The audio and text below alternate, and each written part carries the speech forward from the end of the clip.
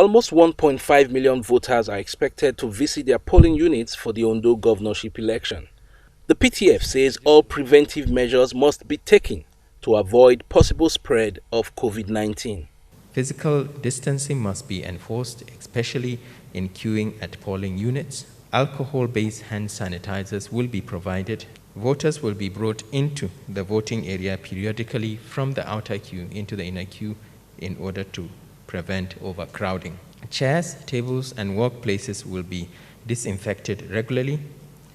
PPE will be provided to polling staff, including infrared thermometers for temperature monitoring.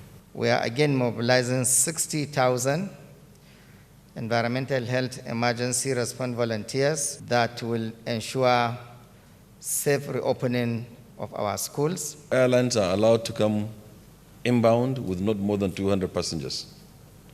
But outbound, they can carry as many passengers as possible. We are obliged to reduce the risk of COVID importation to Nigeria to a minimum, especially since many people who arrive may still be without any symptoms. Although Nigeria is no longer in the top 5 countries by cumulative deaths in Africa, the Presidential Task Force continues to urge Nigerians to change their attitude of skepticism and nonchalance to the virus.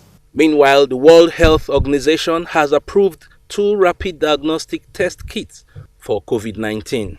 How reliable are they? It's about 97%.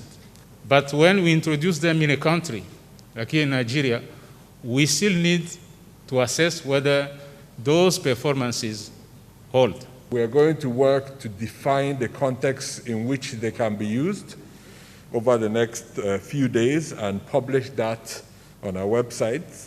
They are not going to replace PCR-based testing for the population.